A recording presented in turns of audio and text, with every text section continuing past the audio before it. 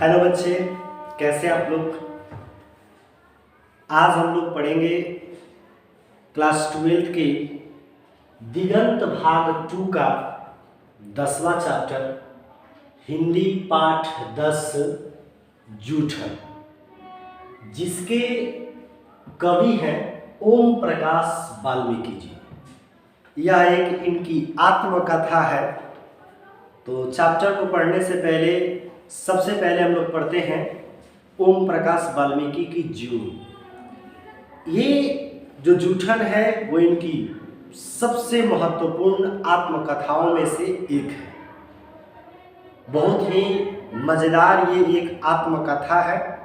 तो objective questions में पूछेगा कि जूठन के कवि कौन है, तो ओम प्रकाश वाल्मीकि जी। जूठन क्या है, तो वो एक आत्मकथा है। आइए सबसे पहले जानते हैं ओम प्रकाश वाल्मीकि के बारे में। ओम प्रकाश वाल्मीकि का जन्म 30 जून 1950 को वाल्मीकि जी का जन्म हुआ और उनकी मृत्यु इस बुक में, जब तक ये बुक पब्लिश हुई थी उस समय इसमें मृत्यु इनकी नहीं हुई है। इनकी मृत्यु 17 नवंबर 2013। हालांकि ये आपके एग्जाम में नहीं पूछेगा, बेसिक जानकारी के लिए आपको लिख दिया गया है। जूठन के जो कवि हैं जिनका नाम है ओम प्रकाश वाल्मीकि, 30 जून 1950 को जन्म हुआ और 17 नवंबर 2013 को इनकी मृत्यु हो गई। बारला मुजफ्फरपुर नगर उत्तर प्रदेश में इनका जन्म स्थान रहा। माता पिता के अगर नाम की बात करें तो माता जी का नाम मकुंदी देवी और छोटन लाल इनके पिताजी थे। शिक्षा आरंभ हुआ अक्षर ज्ञान यानी शुरुआती शिक्षा का प्रारंभ मास्टर सेवक राम मसीही के खुले बिना कमरे के बिना चार चटाई वाले स्कूल से। उसके बाद बेसिक प्राइमरी स्कूल में दाखिला हुआ। 11वीं की परीक्षा बारला इंटर कॉलेज से बारला से उत्तीर्ण हुए, लेकिन 12वीं की परीक्षा से अनुत्तीर्ण। फलस्वरूप बारला कॉलेज छोड़कर डीएवी इंटर कॉलेज में देहरादून में दाखिला हुआ। वहाँ जब वो असफल हो गए, फेल हो गए, पास नहीं हुए, तो फिर जाकर उन्होंने डीएवी इंटर कॉलेज देहरादून में दाखिला कराया। कई वर्षों तक पढ़ाई बाधित रही। फिर 1992 में हेमवंती नंदन बहुगुणा गढ़वाल श्रीनगर विश्वविद्यालय से हिंदी में एमए किया। 12वीं कक्षा में ही ऑर्डिनेंस फैक्ट्री देहरादून में अप्रेंटिस की नौकरी की। फिर ऑर्डिनेंस फैक्ट्री चंद्रपुर महाराष्ट्र में ड्राफ्टमैन की नौकरी। संप्रति भारत सरकार के रक्षा मंत्रालय के उत्पादन विभाग में अधीन ऑर्डिनेंस फैक्ट्री की ऑटो इलेक्ट्रॉनिक्स फैक्ट्री देहरादून में अधिकारी के रूप में कार्यरत रहे। क्वेश्चन यहाँ से पूछ सकता है कि ऑर्डिनेंस फैक्ट्री में उन्होंने ऑटो इलेक्ट्रॉनिक्स फैक्ट्री में भी काम किया है। सम्मान की बात करें तो पूछ देगा क्वेश्चन, ओम प्रकाश वाल्मीकि को कौन सा सम्मान मिला था, तो डॉक्टर अंबेडकर राष्ट्रीय पुरस्कार 1993 में और परिवेश सम्मान 1995 में। जय श्री सम्मान मिला था 1996 में और कथाक्रम सम्मान मिला था 2000 में। इनकी कृतियां की बात करते हैं कि कौन कौन इन्होंने रचनाएं लिखी थी। जूठन जो सबसे महत्वपूर्ण आत्मकथाओं में से एक है। सलाम, घुस बैठिए कहानी संग्रह है। सदियों का संताप, बस बहुत हो चुका, अब और नहीं, कविता संकलन है। दलित साहित्य का सौंदर्य शास्त्र एक आलोचना है। महाराष्ट्र में मेघदूत नाम की नाट्य संस्था स्थापित की। इस संस्था के माध्यम से अनेक नाटकों में अभिनय के साथ साथ मंचन निर्देश भी किया। तो ये है ओम प्रकाश वाल्मीकि की जीवनी के बारे में जो हम लोग देखे हैं। ओम प्रकाश वाल्मीकि जी अपनी आत्मकथा जूठन, यही एक नाम है इस चैप्टर का, जो एक आत्मकथा है और ये अपने आत्मकथा में अपने जीवन के बारे में लिखते हैं। ओम प्रकाश वाल्मीकि जी के यहाँ पर हम लोग जीवनी पढ़ेंगे इस आत्मकथा में, जो चैप्टर है जूठन। इस जूठन में हम लोग ओम प्रकाश वाल्मीकि के आत्मकथा के बारे में जानेंगे। तो बहुत मज़ेदार ये आत्मकथा है, आप वीडियो के अंत तक बने रहेंगे। आइए हम लोग थोड़ा सा इस चैप्टर के बारे में जानते हैं और फिर सीधे इस चैप्टर में चलते हैं। ओम प्रकाश वाल्मीकि की यह आत्मकथा जूठन ने व्यापक पाठक वर्ग का ध्यान आकृष्ट किया था। उनकी आत्मकथा का यह यहाँ प्रस्तुत संकलन अंश बनने के रूप में है। इस अंश से संपूर्ण आत्मकथा पढ़ने की प्रेरणा जागती है। आत्मकथा और उसका यहाँ संकलित अंश अंतर्जयती और वास्तविक है, एकदम अंतरिरंजित है और वास्तविक है। जो ये आत्मकथा, इसमें कोई भी झूठी बातें इसमें नहीं लिखी गई है, ये सरासर और बिल्कुल जो है सच है। वास्तविक का माटी और पानी श्रीखा रंग की इसकी रचनात्मक गति की विशेषता है। अपनी संवेदना और मर्म स्पर्शता के कारण प्रस्तुत अंश मन पर गहरा असर छोड़ जाता है। अगर आप सभी छात्रों के पास बुक है तो आप बुक निकाल लीजिए और मेरे साथ आप लाइन बाय लाइन एक्सप्लेनेशन समझते रहें। अगर बुक नहीं है तो ध्यान से इस पाठ को मेरे साथ साथ सुनते रहेंगे, जो मैं यहाँ बोलूँगा, और सारे शब्दों पर ध्यान देते रहेंगे। आइए जूठन के हम लोग शीर्षक जो है स्टार्ट करते हैं। क्वेश्चन पूछेगा कि जूठन क्या है, तो एक आत्मकथा है। किसने लिखा है? ओम प्रकाश वाल्मीकि है। इनका जन्म उत्तर प्रदेश के रहने वाले थे। एक रोज हेडमास्टर कलीराम ने अपने कमरे में बुलाकर पूछा, क्या नाम है बे तेरा? ओम प्रकाश वाल्मीकि जी को, जो उस स्कूल के हेडमास्टर थे, बुला करके पूछे, क्या नाम है तेरा? उन्होंने कहा, ओम प्रकाश। मैंने डरते डरते धीमे स्वर में अपना नाम बताया। हेडमास्टर को देखते ही बच्चे समझ जाते थे। पहले के स्कूल के किसी भी टीचर को, सबसे ज़्यादा तो हेडमास्टर को देख करके बच्चे एकदम ही डर जाते हैं। टीचर से तो थोड़ा सा कम भी डरते थे, लेकिन हेडमास्टर से कहना नहीं, क्योंकि पहले के टीचर और हेडमास्टर को देख करके बच्चे जो एकदम डर जाते थे। ये इतनी पिटाइयाँ होती थी पहले के स्कूल और कॉलेजों में और क्लास में। पूरे स्कूल में उनकी दहशत थी। फिर उन्होंने चूहड़े का है, हेडमास्टर का दूसरा सवाल पूछा। ओम प्रकाश वाल्मीकि से हेडमास्टर से फिर पूछे कि चूहड़े प्रजाति का है? अब यहाँ पर चूहड़े क्या है, तो जनरली साधारणतः मुसहर प्रजाति के लोगों को चूहड़े कहा जाता है। ओम प्रकाश वाल्मीकि ने कहा, जी ठीक है। वह जो सामने शीशम का पेड़ खड़ा है उस पर चढ़ जाए और टहनियां तोड़ के झाड़ू बना ले, पत्तों वाली झाड़ू बना ले, और पूरे स्कूल को ऐसा चमका दे जैसा शीशा जो है चमकता है ना, वैसे तुम स्कूल के सारे चमका दो। मतलब कि शीशम के पेड़ पर चढ़ जाओ और शीशम के पेड़ पर से जो पतली पतली टहनियां होती है उसके पत्ते वाले जो है वो तोड़ लो और उसका एक झाड़ू बना लो, और तुम क्लास को ऐसे चमका दो जैसे शीशा चमकता है। देखिए, यहाँ पे कोई भी जाति का बच्चा हो, ऐसे शिक्षकों में शिक्षा में जात पात का कोई भेद नहीं होना चाहिए।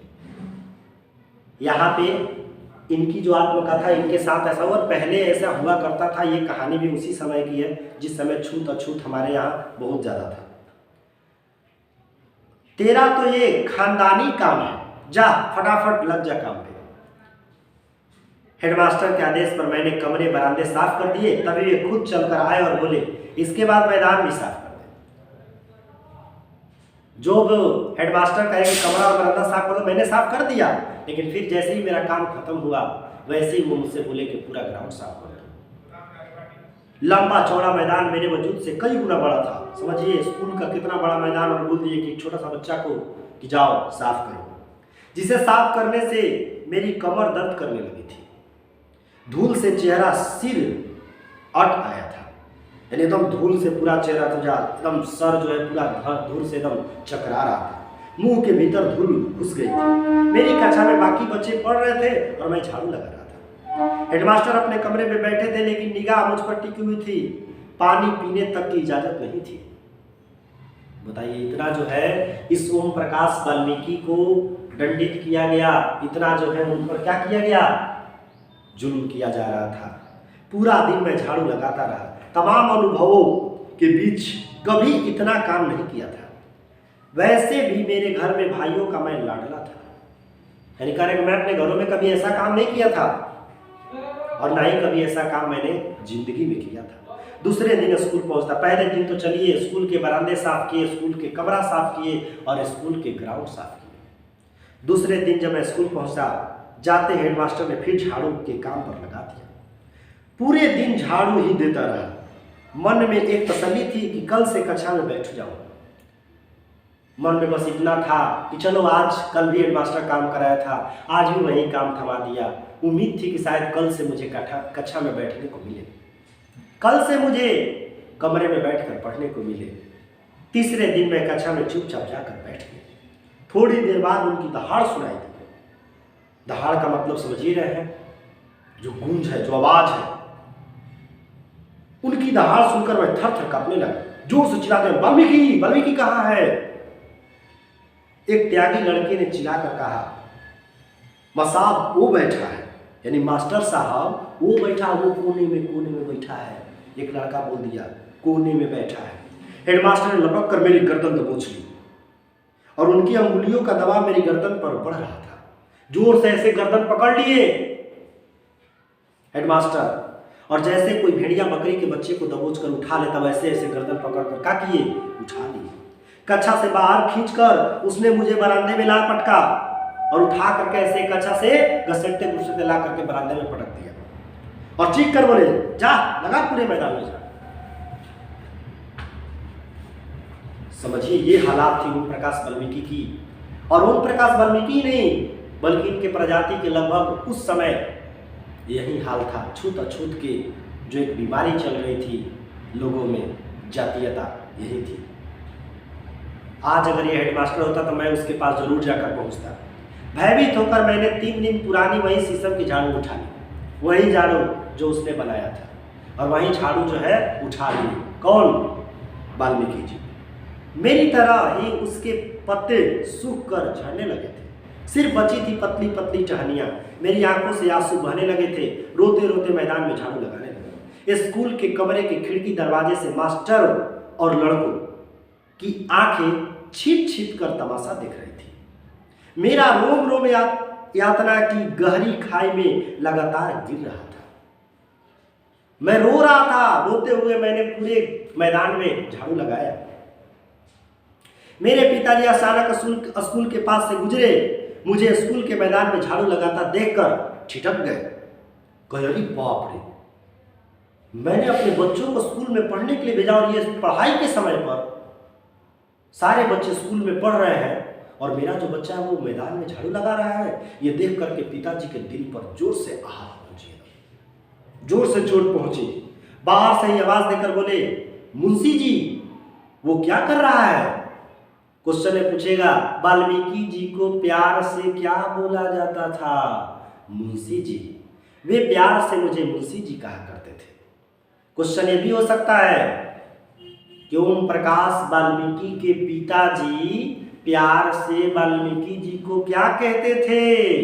मुंशी जी। मुंशी जी प्यार से किसे कहा जाता था? ओम प्रकाश वाल्मीकि जी को। ध्यान रखिएगा, यहाँ सब्जेक्टिव क्वेश्चन पूछ सकता है। उन्हें देखकर मैं एकदम फपक पड़ा। काफी जोर जोर से रोना शुरू कर दिया। वे स्कूल के मैदान में मेरे पास आ गए। मुझे रोता देखकर बोले, मुंशी जी रोते क्यों हो? ठीक से बोला, क्या हुआ? करेंगे, ठीक से बोल, क्या हुआ? मेरी हिचकियां बंद गई थी। हिचक हिचक कर पूरी बात पिताजी को बता दी कि 3 दिन से रोज झाड़ू लगवा रहे हैं, कक्षा में भी पढ़ने भी नहीं देते। पिताजी ने मेरे हाथ से झाड़ू छीनकर दूर फेंक दी। उनकी आंखों में आग की गर्मी उतर गई। हमेशा दूसरों के सामने कमान बने रहने वाले पिताजी की लंबी लंबी घनी मूछें गुस्से से फड़फड़ाने लगी थी। चीखने लगे, कौन सा मास्टर है वो जो मेरे लड़के से झाड़ू लगवाया है? यानी कि यहाँ पे ओम प्रकाश वाल्मीकि जी कहते हैं कि जो हमारे पिताजी एकदम शांत स्वभाव के रहने वाले थे, हमेशा दूसरों के सामने नम्र तरीकों से बात करने वाले थे, ये बात सुन करके कि वो मैं यहाँ 3 दिन से वो झाड़ू लगवा रहे अध्यापक, बहुत गुस्से से लाल हो गए और गुस्से में चिल्ला करके है, कौन है वो मास्टर जो मेरे बच्चों से 3 दिन से झाड़ू लगवा रहा है? बोले, वो कौन है मास्टर जो 3 दिन से मेरे बच्चे से झाड़ू लगवा रहा है? पिताजी की आवाज पूरे स्कूल में गूंज गई, जिसे सुनकर हेडमास्टर सहित सभी मास्टर बाहर आ गए थे।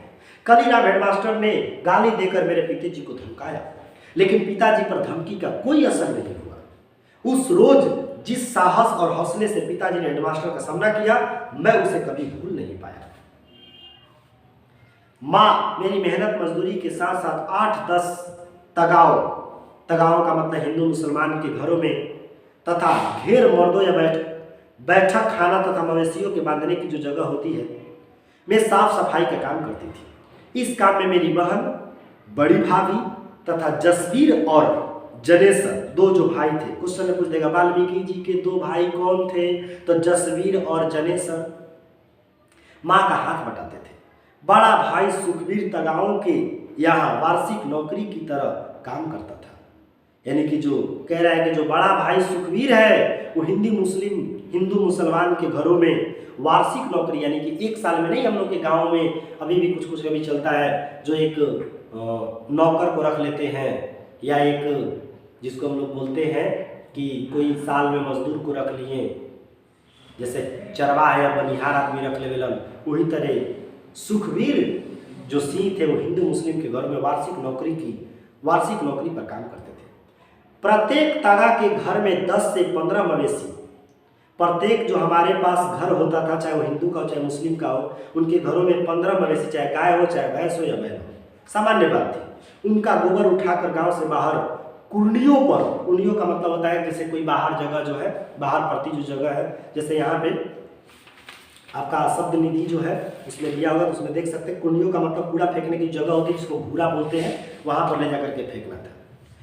या उपले बनाने की जगह पर डालना पड़ता। उपले मतलब जहाँ गोईठा गोबर पाथने के लिए। प्रत्येक घेर से हर रोज 5-6 टोकरे गोबर निकलता था। सर्दी के महीने में यह काम बहुत ही कष्टदायक होता था। बताइए ठंडा के दिन में हाथों से गोबर उठाना और कितना कष्ट का काम हो जाता है। गाय बैल और भैंस को सर्दी से बचने के लिए बड़े बड़े दलानों में बांधा जाता था, जिनमें गन्ने की सूखी पत्ती या फूस बिछा होता था। फिर उसको रोज सुबह उठाओ, रोज फेंको, रोज फिर शाम में बिछाओ, रोज सुबह में उठा करके फेंको। कितना कठिन काम हो जाता था। रात भर जानवरों का गोबर और मूत्र उसी दलान में फैलता रहता था। 10-15 दिन बाद एक बार पाती बदली जाती थी या उसके ऊपर सूखी पाती बिछा दी जाती थी। 10-15 दिन के बाद फिर पूरा जो वही जो ऊख का जो सूखा हुआ है या फिर पुआल वगैरह जो है वही फिर बदला जाता था सारा। इतने दिनों में दलानों में भरी दुर्गंध से गोबर ढूंढ ढूंढ कर निकालना बहुत तकलीफदेह होता था। दुर्गंध से सिर भीना जाता था। इन सब कामों के बदले में मिलता था 2 जानवरों के पीछे फसल के समय 5 सेर अनाज, यानी लगभग 2.5 किलो अनाज। 2 जानवरों के पीछे 2 जानवर के देख रेख किए तो आपको 2.5 किलो मिला। 10 मवेशी वाले घर से साल भर में 25 सेर यानी 12-13 किलो अनाज मिलता था। एक साल में सोचिए, मतलब महीना में औसतन 2 किलो 10 मवेशी जेकरा घर में हुई, जिनके घर इनके माता पिता और इनके माता जी के साथ देने वाले इनकी बहन भाभी और 2 भाई जो थे जो साथ देते थे, जिनके घर में अगर 10 मवेशी है तो एक साल में वो 25 सेर यानी कि 12 से 13 किलो ही अनाज मिल पाता था। यानी कि औसतन अगर एक घर में 10 मवेशी वाले घर में अगर वो काम करते हैं तो उनको महीना में 1 किलो अनाज वहां से मिला। अगर 10 घर में काम किए तो 10 किलो अनाज मिला। तो ये इनकी थी कितना कष्टदायक जो जिंदगी थी। फिर देखिए आगे, दोपहर के समय हर घर से बची खुची रोटी जो खास तौर पर चूहों को देने के लिए आटे में भूसी मिलाकर बनाई जाती थी। समझिए, वो सामान्य रोटी नहीं जो नहीं चालते हैं और उसके चालने से जो चालना बच जाता है ना, भूसी, उसकी रोटी बना करके उनको दी जाती थी। कभी कभी जूठन भी भंगन की टोकरी में डाल दी जाती थी। कभी कभी जो खाना खाए 4 गो रोटी आपको दे दिए, 3 गो रोटी खाए वो छोड़ दिए, वो फिर वही रोटी जो है उनको दी जाती थी। शादी ब्याह के मौके पर जब मेहमान या बाराती खाना खा रहे होते थे तो चूड़े दरवाजे से बाहर बड़े बड़े टोकरे लेकर बैठा रहते थे। बारात के खाना खा चुकने पर जूठी पतले उन टोकरों में डाल दी जाती थी, जिन्हें घर ले जाकर वे जूठन इकट्ठा कर लेते थे। इसीलिए शीर्षक का नाम पड़ा है जूठन, और इसीलिए उन्होंने अपनी आत्मकथा में इसका नाम जूठन रखा कि ये होती थी चूड़ों की स्थितियां। पूरी के बचे खुचे टुकड़े, एक आधा मिठाई का टुकड़ा या थोड़ी बहुत सब्जी पतल पर पाकर बाछे छिप जाती थी। यहाँ पर वो देख करके काफा खुश हो जाते थे लोग। जिस बारात की पतलों से जूठन कम उतरती थी, कहा जाता कि भूखड़ लोग आ गए। अगर किसी बारात में अगर वहां पर जूठन अगर कम बचा, कम लोग भोजन बर्बाद किया, तो वहां ये लोग बोलते थे कि आज खाली भूखड़ लोग आ गया था, सब खा गए, एक भी नहीं छोड़ा। अक्सर ऐसे मौके पर बड़े बूढ़े ऐसे बारातों का जिक्र बहुत रोमांचक लहजे में सुनाया करते थे कि उस बारात से इतनी जूठन आई कि महीनों खाते रहे थे। और अगर जिस बारात में जूठन ज्यादा मिले तो उसकी चर्चा महीनों तक होती थी। ये बारात में तो इतनी जूठन मिले कि महीनों दिन तक चले। पतलों से जो पुड़ियों के टुकड़े एकत्र होते थे उन्हें धूप में सुखा लिया जाता था, चारपाई पर कोई कपड़ा डालकर उन्हें फैला दिया जाता था। अक्सर मुझे पहरे पर बैठाया जाता था क्योंकि सूखने वाली पुड़ियों पर कौवे, मुर्गियां, कुत्ते अक्सर टूट पड़ते थे। बहुत पहले भोजन के महत्व रहे, इतना कृषि के विकास ना रहे कि भोजन आसानी से मिल जाए, और पहले सारा लोग मेहनत भोजन के लिए ही करते थे। आज जो है भोजन के लिए ही मेहनत करते हैं, लेकिन आज भोजन पाना उतना कठिन नहीं रह गया है। जरा सी आंख बची कि पुड़िया साफ, उस पुड़ियों को सुखाया जाता था, उसके पहरे के लिए कह रहे वाल्मीकि जी कि हमको रखा जाता था, ना तो तनको सा आंख कहिए उन्हें भटकल कि कौआ पूरी लेके उड़ गया। इसलिए डांडा लेकर चरपाई के पास बैठना पड़ता था। ये सूखी पुड़िया बरसात के कठिन दिनों में बहुत काम आती थी। उन्हें पानी में भिगोकर उबाल लिया जाता था। उबली हुई पुड़ियों पर बारीक मिर्च और नमक डालकर खाने में मजा आता था। ये स्थितियां थी उनकी। समझिए किस समय की पूड़ी को सुखा करके रख दिया जाए कि उसमें नमी न रहे और खराब न हो, फिर उसी पुड़ियों को बरसात के दिनों में पानी में भिगो करके नमक के साथ मिर्च डाल करके ये खाते थे। कभी कभी गुड़ डालकर लुगदी जैसा बनाया जाता था, जिसे सभी बड़े चाव से खाते थे। जैसे नहीं पूड़ी को, जैसे खाजा वगैरह हम लोग के बाराती में बनता है, ठीक उन लोग पूड़ी को सुखा लेता था, पूरा टाइट बन जाता था। गुड़ पे उस पे गुड़ के अगर रासा डाल देता तो मीठा मीठा पूड़ी की तरह, खाजा की तरह लगता होगा। आज जब मैं इन सब बातों के बारे में सोचता हूँ तो मन के भीतर कांटे जैसे उगने लगते हैं। कैसा जीवन था उस समय का, दिन रात भर खप कर भी हमारे पसीने की कीमत मात्र जूठन। कभी ओम प्रकाश वाल्मीकि जी कह रहे कि आज तो मैं इन दोनों को सोचता हूं तो कैसे दिल में चुभते हैं कि दिन भर मेहनत मजदूरी करने के बाद बस एक जूठन मिले, फिर भी किसी को कोई शिकायत नहीं, कोई शर्मिंदगी नहीं, कोई पश्चाताप नहीं, वो काम करते थे। जब मैं छोटा था तो माँ के साथ जाता था, माँ पिताजी का हाथ बटाने, तगाओं यानी त्यागियों के खाने को देखकर अक्सर सोचा करता था कि हमें ऐसा खाना क्यों नहीं मिलता।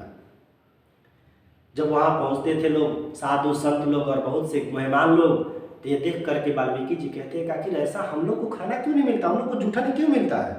आज जब सोचता हूं तो जी मितलाने लगता है। अभी पिछले वर्ष मेरे निवास पर सुखदेव सिंह त्यागी का पोता सुरेंद्र सिंह आया था, किससे इंटरव्यू के सिलसिले में। अब देखिए यहाँ पे कह रहे हैं कि वही व्यक्ति गांव से मेरा पता लेकर आया था, रात में रुका। मेरी पत्नी ने उसे यथासंभव अच्छा खाना खिलाया। खाना खाते खाते वो बोला, भाभी जी आपके हाथ का खाना तो बहुत जायकेदार है, हमारे घर में तो कोई भी ऐसा खाना नहीं बना सका। उसकी बात सुनकर मेरी पत्नी तो खुश हुई, लेकिन मैं काफी देर तक विचलित रहा। बचपन की घटनाएं स्मृति का दरवाजा खटखटाने लगी। कह रहे वही देखिए, वही अब यहाँ पर कहानी को समझिए क्या कह रहा है। कह रहा है कि वही हम लोग बात कर रहे हैं, सुखदेव सिंह त्यागी का पोता सुरेंद्र सिंह आया था, वही सुखदेव सिंह त्यागी। अब वो इनकी बचपन की कहानियां याद आ गई कि एक समय था कि वही सुखदेव सिंह त्यागी के घर मेरी माँ जो है मजदूरी करने का काम करती थी, पशु को देख रेख करने का काम करती थी। और एक समय की बात है कि इसी के दरवाजे पर हम जा करके खड़े रहते थे भोजन के लिए, और हमें सिर्फ जूठन मिलता था। अब इनकी बचपन की यादें ये देख करके ताजा होंगी, और देखिए यादों में वो क्या बोल रहे हैं कि उसकी बात सुनकर मेरी पत्नी तो खुश हो गई। सुरेंद्र तब पैदा भी नहीं हुआ था, उस समय की ये बात याद आ गई कवि को। उसकी बड़ी बुआ यानी सुखदेव सिंह त्यागी की लड़की, सुखदेव सिंह त्यागी की लड़की यानी सुरेंद्र सिंह की बड़ी बुआ। सुरेंद्र सिंह तो उस समय पैदा भी नहीं हुआ था जिस समय की ये बात बता रहा। लड़की की शादी थी, उनकी यहाँ मेरी माँ सफाई करती थी। शादी से 10-12 दिन पहले से माँ पिताजी ने सुखदेव सिंह त्यागी के घर आंगन से लेकर बाहर तक के अनेक काम किए थे। बेटी की शादी का मतलब गांव भर की इज्जत का सवाल है। आज भी है कि अगर किसी गांव में बिटिया की शादी हो तो गांव के लोग सभी लोग मदद करते हैं, क्योंकि बिटिया के शादी में कोनो प्रकार की कमियां ना हो, क्योंकि गांव की बेइज्जती हो जाएगी, कहीं कोई कमी न रह जाए। गांव भर की चरपाइयों को ढूंढ होकर के इकट्ठा किया था पिताजी ने। पहले ये चलत रहे कि हर गांव के आदमी के घर से जो भी मिल जाए मेहमानों को बैठने के लिए, मेहमानों को ठहराने के लिए। आज तो आपके पास कई सुविधाएं हैं, टेंट कर लेते हैं जिसमें एक से लेकर के एक कई सामानें जो हैं आपके लिए। अब आपको घरों से चारपाइयाँ, घरों से चौकियाँ या कोई भी चीज़ तस्लीने की आवश्यकता नहीं है। बारात खाना खा रही थी, माँ टुकड़ा लिए दरवाजे से बाहर बैठी थी। वही दिन देख लीजिए, इनको याद आ गया। कभी कह रहे कि आज हमको याद है, यह जो सुरेंद्र सिंह आया हुआ है उस समय सुरेंद्र सिंह नहीं था, और इसकी बड़ी बुआ के शादी में, यानी कि उसके जिसके घर मेरी माँ जो है सफाई का काम करती थी, और वही सुखदेव सिंह त्यागी के घर सुखदेव सिंह त्यागी की बड़ी बेटी का शादी था। और कई दिनों से मेरे माताजी और पिताजी मिलकर के वहाँ पे 10-20 दिन पहले से सफाई का काम और बारात को रोकने के लिए कई व्यवस्थाओं का काम करते थे। और करेंगे आज वही सुखदेव सिंह का जो पोता है सुरेंद्र सिंह हमारे यहाँ आया है, और आराम से उसको खाना मेरी पत्नी ने बनाकर खिलाया, और ये बोला कि भाभी जी आप कितना अच्छा खाना बनाई है, मेरे घर में तो ऐसा खाना नहीं बना। ये सुन करके कभी की पुरानी यादें ताजा हो गई कि जब हम इनके घर जाते थे तो हम लोग को जूठन मिलता था, और आज क्या समय बदल गया है कि आज ये मेरे घर आकर के खाए, और आज हमने इसको कितनी मेहरबानी की है। इस उम्मीद के में भीतर से जो मिठाई और पकवाने की महक आ रही थी वो हमें भी खाने को मिलेगा।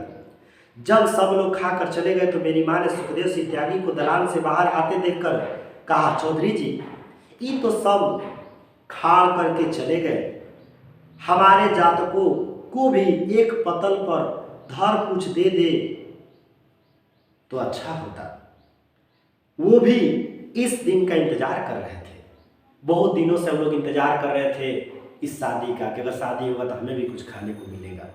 अगर पतल पर कुछ ला करके खाना मिठाई जो भी अगर दे देते तो हम लोग भी बड़ी खुश हो जाते। सुखदेव सिंह ने जूठी पतलों से भरे टुकड़ी की तरफ इशारा करते कहा, टुकड़ी भर के तो जूठा ले जा रही है, ऊपर से जातकों के लिए खाना मांग रही है।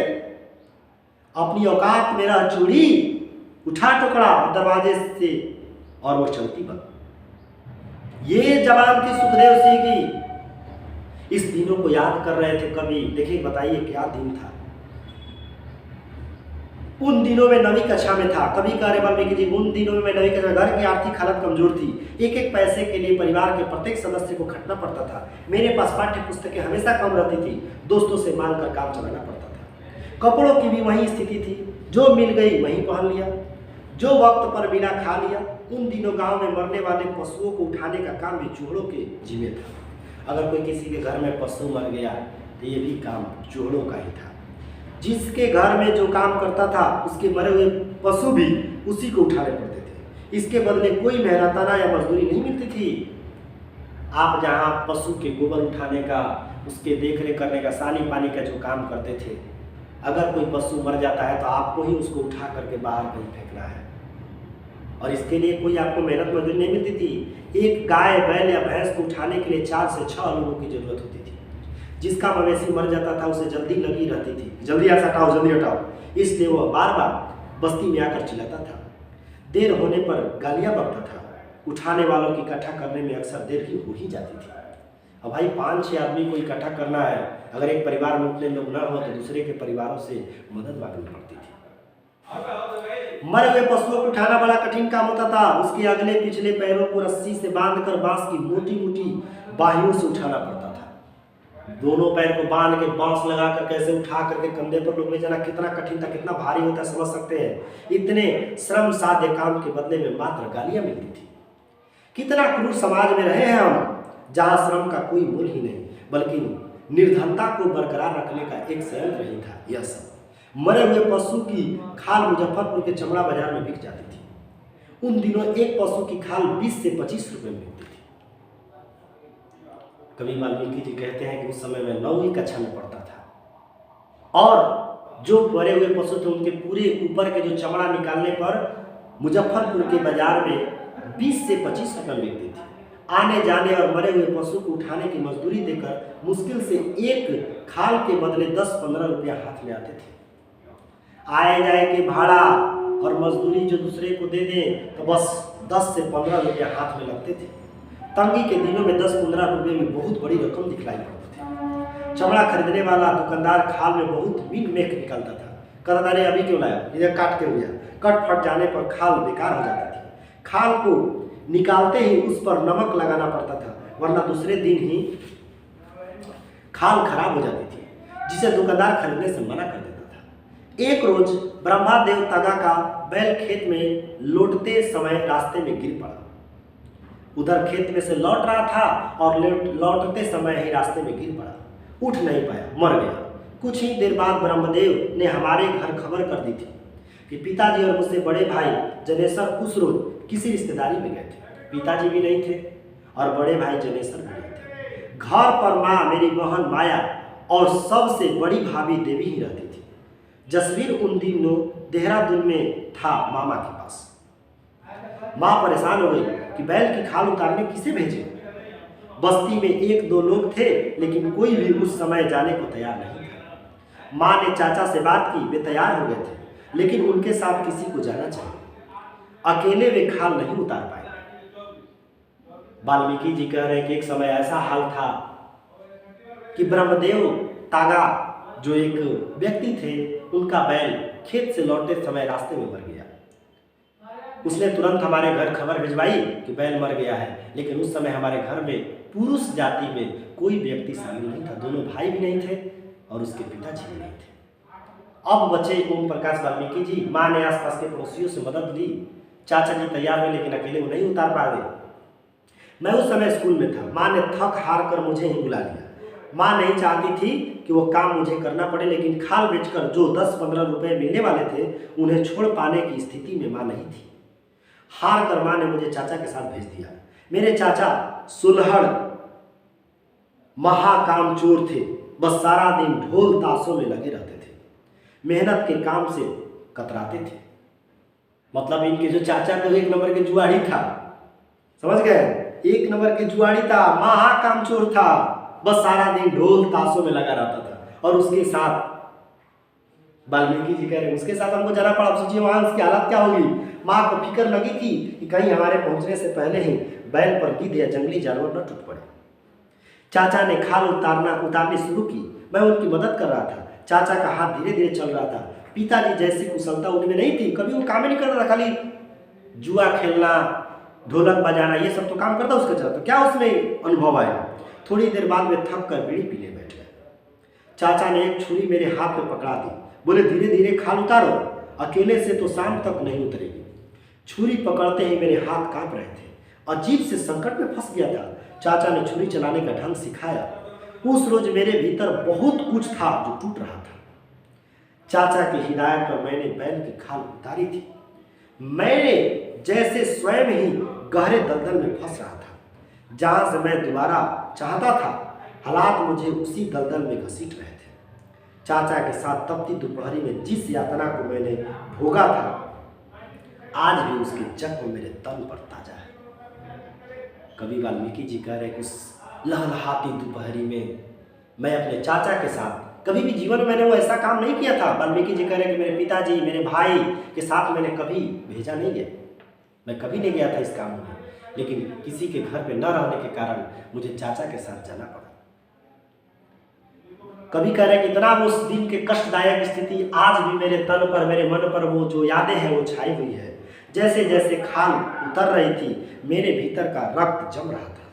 खाल उतारने में कई घंटे लग गए थे। चाचा ने खाल को जमीन पर फैला दिया। उस पर लगे खून को सूखी जमीन ने सोख लिया था। चाचा ने खाल को चादर में बांध दिया था। गठरी उठाकर सर पर रख ली थी। लगभग 2 मील की दूरी पर हमारा घर था। बोझ के कारण चाचा को तेज चलना पड़ा था। बोझ के कारण चाचा को तेज चलना पड़ रहा था।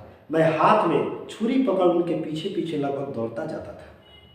बसेड़ा जाने वाली पक्की सड़क से हम लोग बस अड्डे के पास पहुंच गए थे। गठरी सिर से उतार कर चाचा ने जमीन पर रख दी थी। यहां से आगे तुम ले जाओ, मैं थक गया।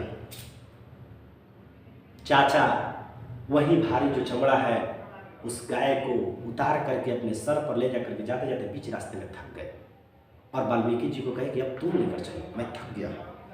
उस रोज मैंने चाचा से बहुत कहा, लेकिन वे नहीं माने।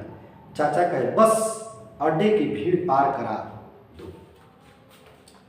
मेरे स्कूल की छुट्टी का समय है। मेरे स्कूल के सभी साथी यह ले जाते हुए देखेंगे तो वे मेरे स्कूल में मुझे तंग करेंगे। मैंने गिड़गिड़ाकर रुआसी आवाज में चाचा से कहा, नहीं नहीं चाचा, मैं नहीं ले जाऊंगा प्लीज। लेकिन फिर भी चाचा ने कोई बात नहीं सुनी, किंतु वे नहीं पसीजे। गठरी उठाकर मेरे सिर पर रख दी। गठरी का वजन मेरे वजन से ज्यादा था। मजबूरन उठाकर चलना पड़ा। बस अड्डे की परिचित भीड़ से मैं उस रोज जिस तरह से निकला मेरे ही मन जानता है। कभी कहते हैं कि मैं इस चीज को देख के मेरे साथी मेरे लोग मुझे ही देख रहे थे कि पढ़ने वाला जो बच्चा है ये कैसा काम कर रहा है। कभी कह रहे कि उस भीड़ में मैं कैसे उस गठरी को लेकर के उस भीड़ को पार किया मेरा ही मन जानता है। एक भय लगातार मेरा पीछा कर रहा था कि कोई देख न ले, कोई सहपाठी न मिल जाए। अगर कोई पूछ बैठेगा तो क्या बताऊंगा मैं। घर तक पहुंचते पहुंचते मेरी टांगे जवाब देती गई थी। लग रहा था कि अब गिरा। गांव के किनारे किनारे चलकर लंबा चक्कर काटा था बस्ती तक पहुंचने के लिए। मुझे उस हालत में देखकर मां रो पड़ी थी। मैं सिर से लेकर पांव तक गंदगी से भरा हुआ था। कपड़ों पर खून के धब्बे साफ दिखाई दे रहे थे। बड़ी भाभी ने उस रोज मां से कहा था, इनसे ये न कराओ, भूखे रह लेंगे, इन्हें इस गंदगी में ना घसीटो। भाभी के ये शब्द आज मेरे लिए अंधेरे में रोशनी बनकर चमकते हैं। मैं उस गंदगी से बाहर निकल आया हूँ, लेकिन लाखों लोग आज भी उस घिनौनी जिंदगी को जी रहे हैं। कभी कह रहे हैं कि मैं तो इस गंदगी से बाहर निकल आया हूँ। कभी पढ़ लिख करके एक बहुत बड़े कवि बन चुके हैं जो एक शहर में रह रहे हैं, और उसी शहर में उसी सुखदेव सिंह त्यागी जो थे वो उनके पोता जो है सुरेंद्र सिंह जब इनके घर आए हैं, वही सुखदेव सिंह त्यागी के जो पोता सुरेंद्र सिंह जब इनके घर आए हैं और उनके घर में जब ये बैठ करके कवि की पत्नी ओम प्रकाश वाल्मीकि की जो पत्नी थी वो जो सुरेंद्र सिंह को जब खाना परोसती है तब उनको दिन याद आ जाता है कि आज यही सुखदेव सिंह का पोता हमारे घर बैठ करके कितने अच्छे से खा रहा है। और वही एक समय था कि मेरी माँ जो सुखदेव सिंह के घर एक मजदूरी का काम करती थी, एक सफाई कर्मी का काम करती थी, और कैसे हम लोग को जूठन मिलता था वो अपने समय को याद करके सिहक जाते हैं। तो बच्चों ये चैप्टर जो है समाप्त हुआ। ये इनकी आत्मकथा था, बहुत ही दर्दनाक और बहुत ही दुखमय इनके जीवन में बीता है। फिर भी देखिए, इसीलिए कहा जाता है कि एजुकेशन यानी शिक्षा से बड़ा कोई व्यवसाय हमारे जैसे मध्यम वर्ग के लोगों के लिए कोई और नहीं होता। तो आपको ये वीडियो कैसा लगा? अगर आपको ये वीडियो पसंद लगा या अच्छा लगा तो चैनल पे अगर आप पहली बार आए होंगे तो लाइक कर लीजिएगा, सब्सक्राइब कर लीजिएगा और वीडियो को अपने दोस्तों में आगे शेयर कीजिएगा। बहुत बहुत धन्यवाद। फिर हम लोग कल अगले चैप्टर पढ़ेंगे 12 नंबर। ये 10 था, इसमें चैप्टर में इसमें एक मिस्टेक हो गया नंबरिंग। इसके बाद हम लोग 11 चैप्टर पढ़ेंगे। इसका ऑब्जेक्टिव क्वेश्चन बहुत जल्द हम लोग करेंगे। तो आज के लिए इतना ही।